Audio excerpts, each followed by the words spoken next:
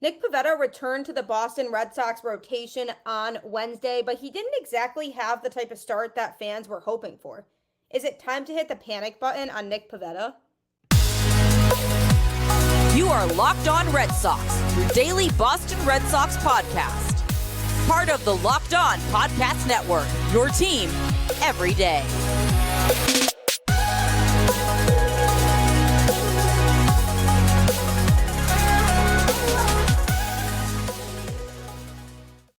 Hello and welcome to Locked On Red Sox, your daily Boston Red Sox podcast, part of the Locked On Podcast Network, your team every day.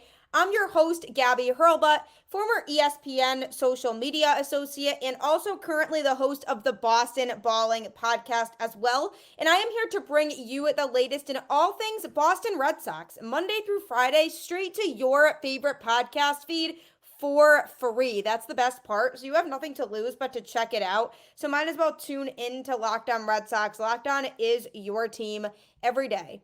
Welcome to another episode of a show where your emotions are felt and brought out, because my emotions about this team are very much the same as yours. Frustration when they lose, very excited when they win.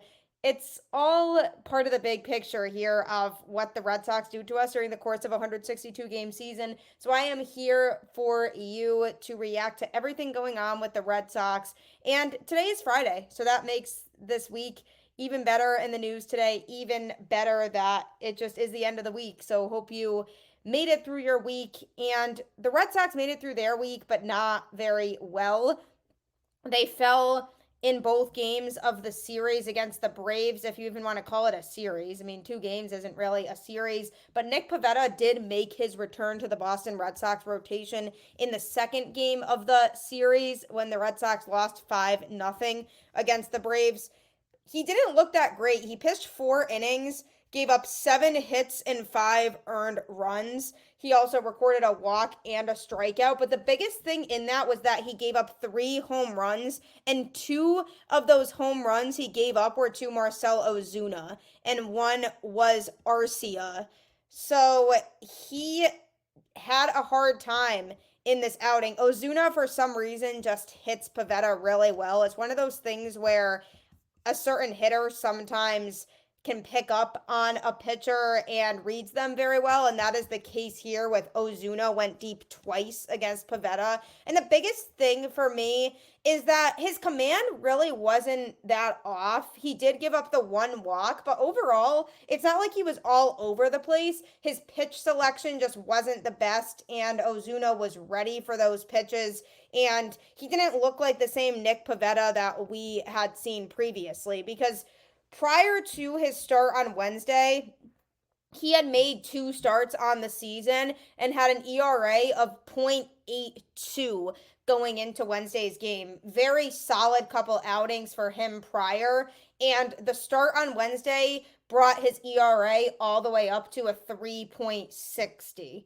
So it's not like ERA is everything, but that's a pretty big jump, and the fact that he gave up that many earned runs is obviously not ideal.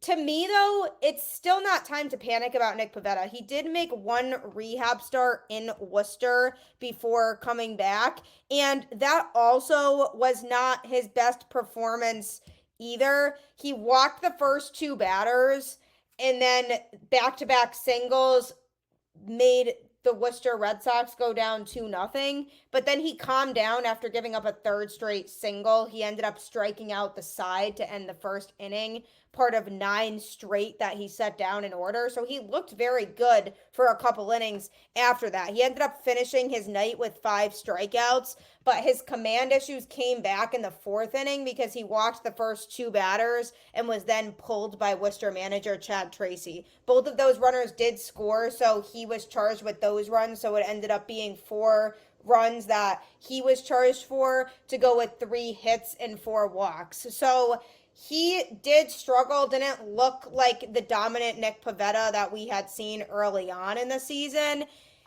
But to me, this was kind of expected. I mean, he had been on the IL for a good amount of time, and then for him to come back into the Red Sox rotation and pitch and not have his best outing. I kind of predicted that that's what was going to happen. And I tried to explain on my show on a previous episode earlier that if he comes back and he isn't the Nick Pivetta that we are hoping to see, that we've seen in the past, give him a couple more starts before you hit the panic button. It was his first game back. It's natural that he might be a little bit rusty. So from what we've seen from Nick Pivetta overall this year, he definitely has the potential to stay being a very valuable and effective starter for this Red Sox rotation. I mean, this year he's gotten his K percentage up to 23.3%. So he is generating swings and misses, which I like. And he's varying his pitch selection in terms of what he's been able to throw. The thing is that he is giving up a couple more home runs per 9 innings than he did in 2023, because last year he averaged 1.45 home runs per 9. This year so far he's averaging 2.40 home runs per 9, and granted, Wednesday's game definitely played a big factor in that because he gave up the 3 home runs. So definitely something to keep in mind is, what is he going to look like moving forward? Is he going to give up the long ball? One thing that I will say he's improved on is the walks in general. He averaged 3.15 walks per 9 in 2023. This year he's only averaging 1.20 walks per 9. So his command in general has definitely gotten better. And even though he struggled on Wednesday, we also have to keep in mind that the Braves have a very good offense. Yes, their bats haven't been as productive the last couple of weeks as they were early on in the season, but overall it's still a very good Braves lineup with very strong players in it. So if you're a Red Sox pitcher, naturally there could be some struggles against a lineup like that. And I'm sure there are opposing pitchers who feel this way about the Red Sox lineup because they've been continuing to hit generally. I mean, in that Braves series, the offense was pretty putrid. But in general, they've been hitting a lot this year. So if you're an opposing pitcher, the Red Sox offense is seen as a tough one for you to have to face. So it was a tough game for Pivetta to come back in because the Braves are just very good. If he came back against a weaker team, then things might have been a little bit different. But again, it goes back to the rustiness. And he only had the 1 walk, despite the fact that he gave up those 5 earned runs. It might seem like he did worse in terms of his command, but his command in general has gotten better from 2023 to 2024. Again, a small sample size so far for him in 2024, but it's definitely promising because the walks for the Red Sox pitching staff as a whole have been a problem between last year and even going into this season. There have been pitchers who have racked up a lot of walks, and it's caused runners to score, and it's just not good for the Red Sox. So if he can continue to not give up as many of those walks, then naturally he's going to look more effective and be able to pitch deep into games. Because if a pitcher runs into a problem with walks, then therefore everything gets affected in terms of their pitch count and having to spend more time in an inning than they would have liked to. So that was a big thing for him last year that triggered a lot of his struggles, was the fact that he was walking a lot of guys, and it led to him getting his pitch count up pretty quickly. So that's one thing about his game this year that I've noticed that is a big improvement. He definitely needs to focus on really picking the correct pitch at the correct time, because that's something that in his 3 starts so far that I noticed was something that he could improve on. In his first 2 starts, he was fantastic, was fooling hitters, and he needs to maintain that. He struggled with that a little bit more on Wednesday. So if he can continue to diversify his pitches, throw the correct pitch at the right time based on the situation, then he can be a very good pitcher for this Red Sox team moving forward. So my point is, don't hit the panic button yet on Nick Pivetta. There's still a lot more time. It was his first start back from the IL. If he has a similar start in his next one, then we can have another conversation about where he's at and whether the Red Sox should consider moving him back to the bullpen, because we all know how dominant bullpen Nicky P was last year. So maybe he needs to hone in on that part of himself again. But I truly just think it was a bad outing, getting himself back to being reacclimated with being in the lineup and finding a way to get back to that routine that he has of what he does before games to warm up to pitch and how he preps his arm. So we'll see what happens with him, but please do not hit the panic button yet on Pivetta. Yes, it's obviously a bummer that he didn't pitch well on Wednesday. The Red Sox really could have used that win, but I do trust moving forward that he will continue to show improvement as the rest of the season goes on. Coming up, though, I'm going to be talking about a player who has shown a lot of improvement and a lot of ability in his short stint so far with the Red Sox, so that's going to be talked about next. Are you ever stressed about your wardrobe or feeling like you need to find outfits that are going to make you feel more confident? This is something that I always struggle with, which is why I've started to use Stitch Fix. You know that instant confidence boost you get from an outfit that makes you look really good? That's exactly what I get with Stitch Fix. You can easily upgrade your wardrobe this year with a professional stylist that helps you find new on-trend favorites that will work for you. And the great thing about Stitch Fix is it really does personalize the experience, so you talk about what your style is, and then it finds something that's really fitting for you, and your stylist can help you generate some of those stylists so that Stitch Fix can generate the right ones for you. And that's what's great, and that's what's really helped me. If you don't love something, you can always just send it back too. Shipping, returns, and exchanges are always free, so it's a bonus if you try something on that you thought you might have liked when you saw it on there, and then you get it and you don't like it, just send it back. It's that easy. Style that makes you feel as good as you look. Get started today at stitchfix.com/MLB and get $20 off your first fix. That's stitchfix.com/MLB for $20 off. stitchfix.com/MLB. Must redeem within 7 days of sign up. I'm telling you, it's going to seem like such a great invention for you, especially if you're anything like me and stress over your style. So check it out today for sure. Are you watching Fox Sports or ESPN on your TV all day? Have to turn down the volume with all that shouting? Make the switch to Locked On Sports today, a free 24/7 sports streaming channel programmed for you every day to bring you the biggest stories without all the screaming. Locked On Sports Today brings you can't miss analysis, opinions, and news. Streaming 24/7 on YouTube or the free Amazon Fire TV channels app. Part of the Locked On Podcast Network, your team every day. If you're looking to stay caught up in all things going on in sports, Locked On Sports Today absolutely is the place for you.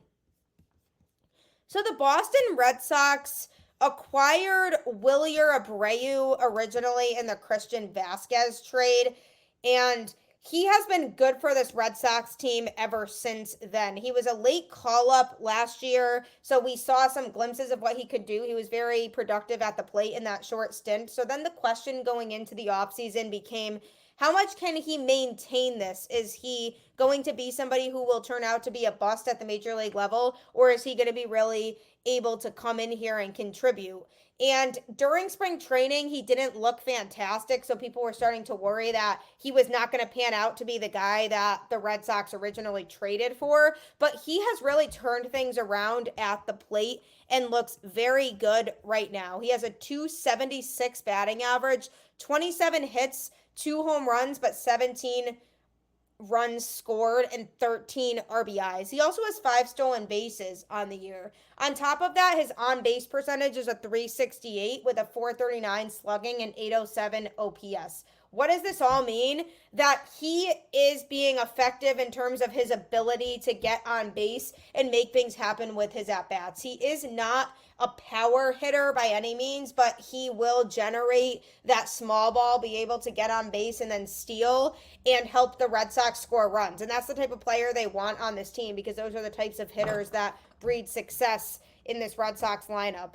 In his last 6 games, he's taken 19 at-bats and recorded 2 hits and recorded 1 RBI. He's also taken 4 walks, and yes, he struck out 11 times, but that ratio of 4 walks to 11 strikeouts is really pretty good. He is willing to be patient and take those walks, and he works pitchers' pitch counts. That's something I've really noticed about Abreu is his plate discipline has really come a long way, and he is able to identify what he shouldn't be swinging at, and he helps run up a pitcher's pitch count. He gives them a run for their money in those at bats, which I love to see from him. The Red Sox definitely have been looking for guys a lot who can offensively help drive the opposing pitchers out of the game on the earlier side. And Abreu definitely fits into that category of guys who are able to do that. So I am a big fan of Abreu so far. Amid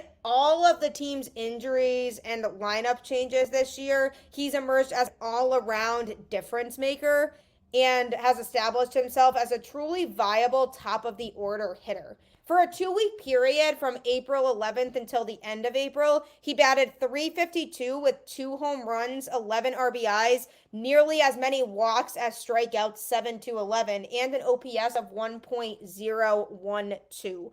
And not only that, but he's also made a habit of just delivering these highlight reel catches in right field. It's funny that I did mention on Twitter, I said, somebody needs to put together a highlight video of all of these phenomenal catches that Abreu has made in the outfield, because it's been very entertaining to see. And I like the way that he's been able to develop a sense of confidence and be one of those key pieces in the Red Sox outfield that they've been so very much craving for a while. So there's a lot of upside to Abreu right now, and I think he's in a good spot primarily due to the fact that the Red Sox temporarily have their outfield situation figured out, but they don't necessarily have their outfield situation for the future solidified yet. And he is trying to earn a roster spot moving forward for the future, and he's doing everything he can do right now to make that happen. He's doing a lot of different things right. He's being patient at the plate. He's making the right plays in the outfield, and he's truly showing that he's developing into more of an all-around solid baseball player. And for a team like the Red Sox, who are really trying to work on establishing what their future is going to look like and building around some cornerstone pieces, Abreu has a chance to be one of those cornerstone pieces if he continues at this rate that he's been playing at. And I like his consistency, because there have been some Red Sox hitters in this lineup who have been inconsistent this year, but consistency is one word that I definitely associate with Wilyer Abreu, at least right now, in terms of his time from April 11th on. I mean, he started the season very slow at the plate, and people were worried that it was going to be a repeat of his spring training and what he showed there. He started the season 2 for 18 in his first 8 games. So that was a big yikes in a lot of different ways for people, because they said, well, what if the guy we saw in spring training really is him? And honestly, I wouldn't have blamed people for feeling that way at the time, because he was not showing that he had the ability to figure things out, and he really was in a huge scuffle to start the year. But he since then turned things around a lot, and we were definitely prepared for him to come up and contribute. He was effective in the minors as well. In 2022, he was one of only 5 players in the minors to draw more than 100 walks, and he also hit 19 home runs and stole 31 bases. He then followed that up with 22 homers and a .930 OPS in 86 games with the Woo Sox in 2023. And following the season, he was voted as having the best strike zone judgment and outfield arm strength in the International League by the AAA League's managers. So that was definitely all interesting, because he has always had this natural ability to recognize what pitches are in the strike zone and what pitches are not, which is why he's able to be so disciplined out there, and he helps run up the pitch counts of these opposing pitchers that are facing him when he's at the plate. So that's a strong suit of his that I hope he can continue to expand on, because that could make him a very dangerous hitter moving forward. Now, I definitely would love to see a little more power from him, but he doesn't need to hit a ton of home runs to be effective as a hitter, because that's exactly what he's doing right now. He's not going to be the guy who's going to go hit that big 3-run homer when the Red Sox need it, but he might be the guy that hits that double to score those 2 runs ahead of him when the Red Sox need it. So I love that the Red Sox have this guy in Abreu who can continue to grow on what he's been doing. He's definitely a very intriguing prospect. He absolutely has the arm to make a lot more good plays in the outfield moving forward. And I've enjoyed watching him play and contribute to this Red Sox team, because at the end of the day, they need the talent. And this outfield could look very different again next year. Who knows what's going to happen with Tyler O'Neill? Jarren Duran, are they going to keep him and expand on his skills? And it's hard to justify moving on from him, even if only because of his speed and his ability to get around the base paths quickly.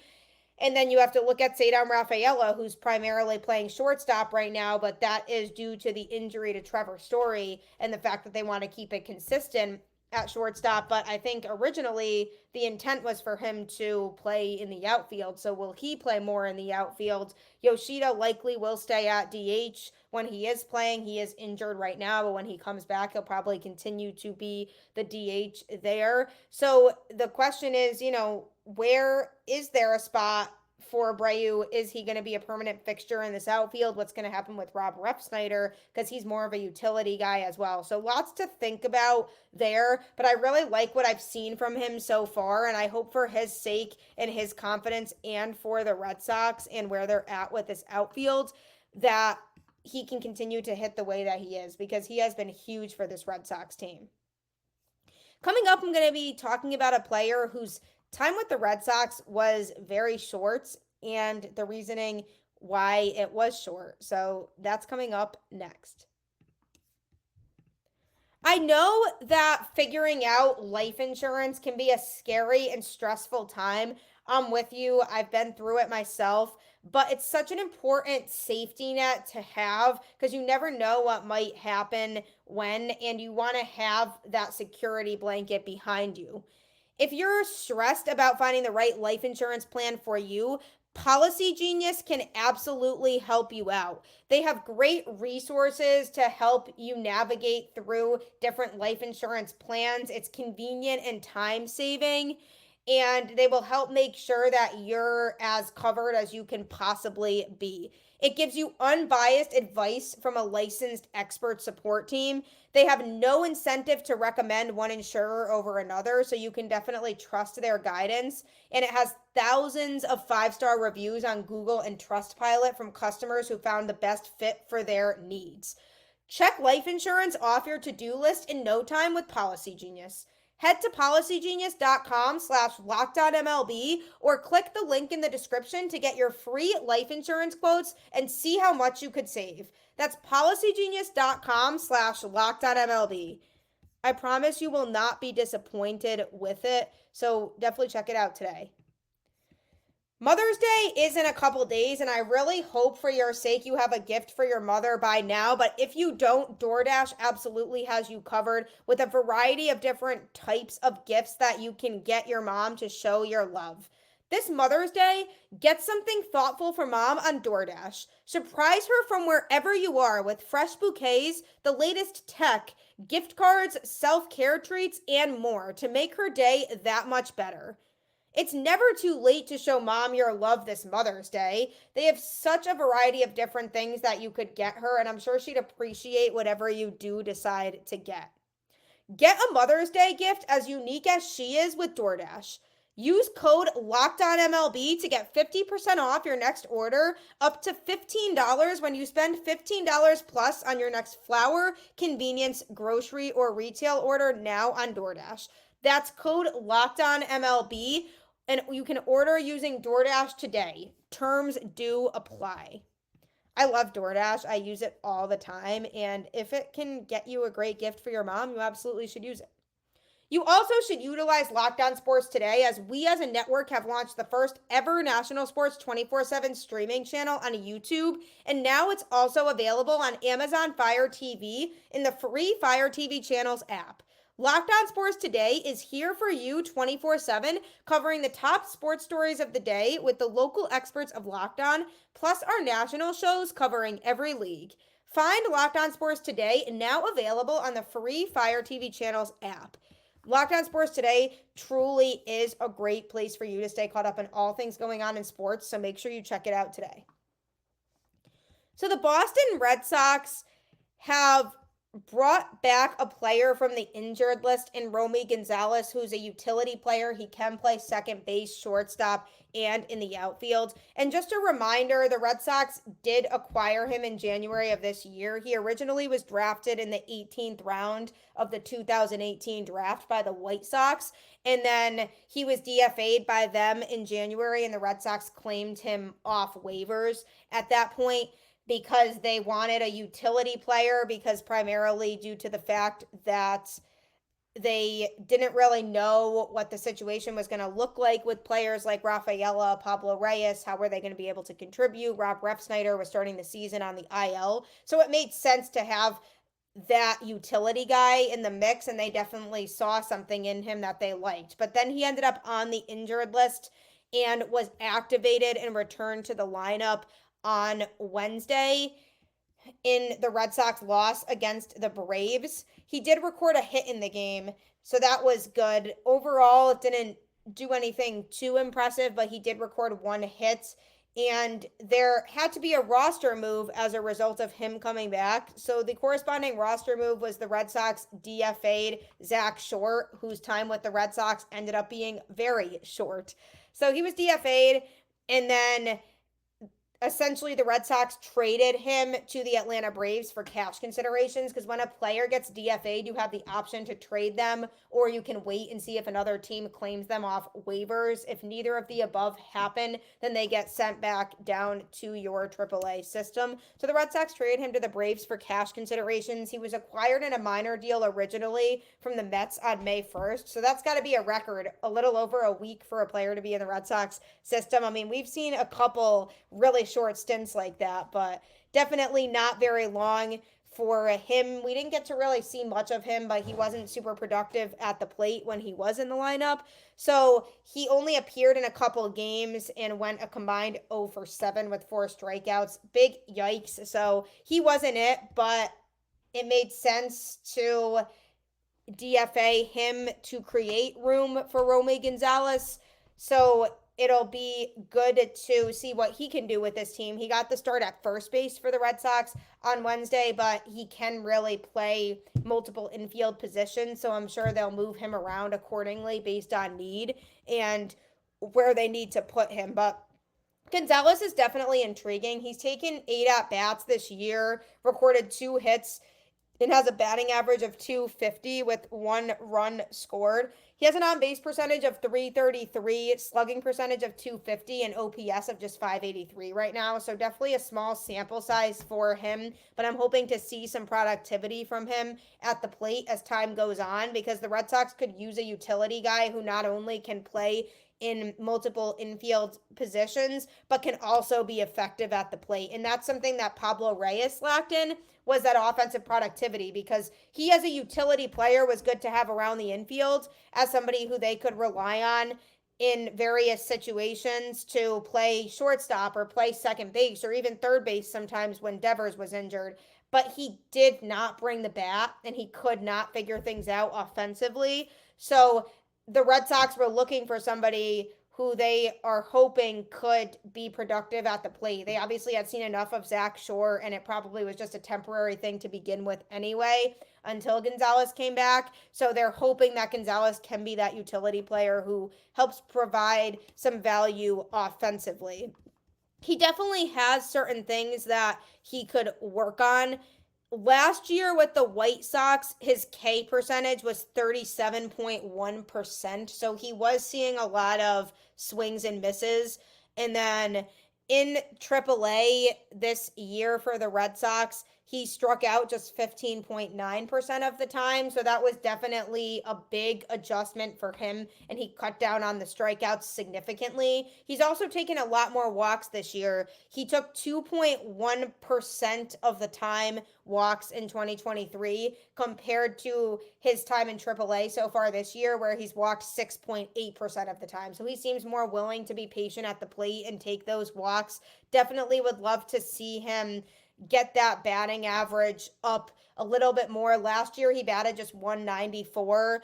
He batted 333 in AAA, and now that he's at the major league level, maybe he can get his productivity up to the point where he's batting a little bit higher. And I'm sure with more time, he can do that because he showed the ability to do that in AAA. So I'm hoping that that's not a situation where he's only able to do that at the AAA level and can't really contribute in that same way in the majors. So I'm really hoping that he's able to contribute at the plate, and I'm intrigued by his defense. He definitely needs to be a good defender because the Red Sox have had problems with their infield defense in the past. So if he can be a good defender for this Red Sox team, then he could be an overall good player for the Red Sox to utilize. And they seemed to like his defense, which is one of the reasons why they brought him in. So they have confidence that he can be an effective position player on this team. So definitely exciting news for the Red Sox there, that there's a player here that's new that Red Sox fans could get excited about in Romy Gonzalez. Hopefully he is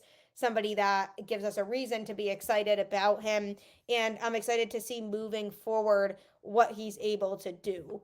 Some other tough, unfortunate news for the Red Sox is that Brandon Walter was shifted to AAA's 60-day injured list. He technically does possess a spot on the 40-man roster, but he's currently residing on the AAA club's IL because he was optioned there in early March.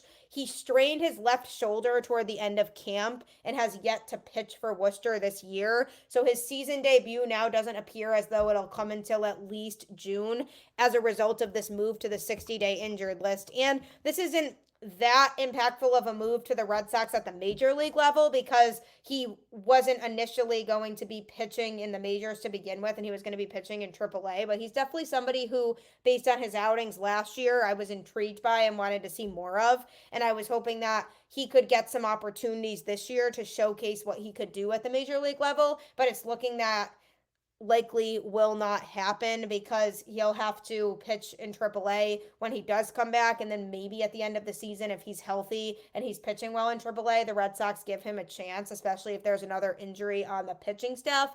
So it's looking like for right now, though, we might not see any more of him this year, but some of these players are coming along with their injuries, so hopefully we start to get some guys back soon, and the Red Sox really need to turn things around now. I mean, the offense was a big frustration in the series against the Braves. They also were frustrating overall in the series against the Twins. They showed up very well in the last game of the series against the Twins, but overall not a lot of offense there either. They were facing two very good teams on this road trip. Glad they got that road trip done. Now they could come back home, refocus, and try to get back on track because this offense is better than this, and they can generate more runs than they generated in this road trip overall. So hopefully they can come back and be able to get back to the offensive productivity that they had been showing previously prior to this road trip. So hope for that, and hope that the Red Sox can get their guys back healthy and be able to make a run because they're definitely performing better than people thought they were going to be performing